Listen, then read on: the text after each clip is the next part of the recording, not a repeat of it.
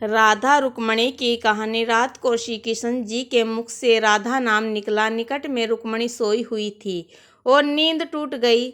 उसका चित्त अशांत हो गया। सारी रात वह करवट बदलती रही।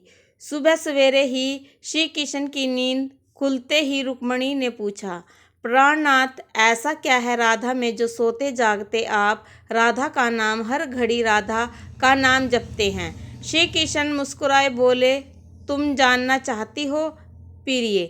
रुक्मणी ने हामी भरी।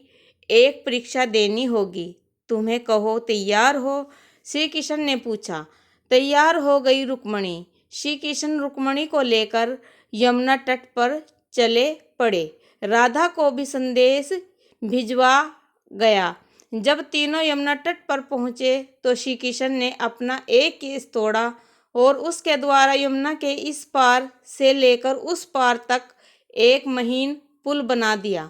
उसके बाद यमुना से 2 मटकी जल की भरी, एक रुक्मणी को दी, एक राधा को, और बोले, ये मटकी मेरे प्रेम का स्मरण करते हुए यमुना के उस पार पहुंचा दो। रुक्मणी मटकी लेकर पुल पर चलने लगी।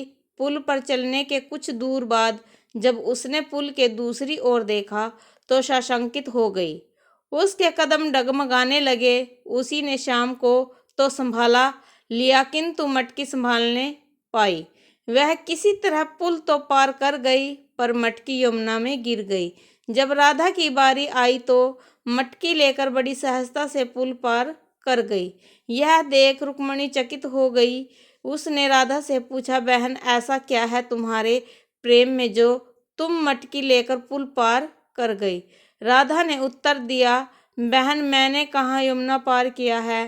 प्रिया के द्वारा मेरे हाथों में दी मटकी ने ही मुझे पार पहुंचाया।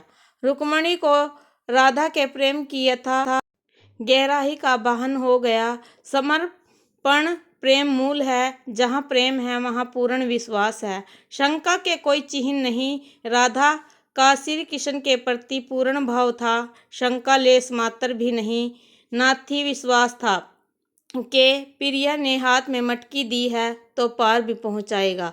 सीख, प्रेम करे तो पूर्ण समर्पण भाव से करे। अगर वीडियो अच्छी लगी हो लाइक करें, शेयर करें, सब्सक्राइब करें। राधे राधे।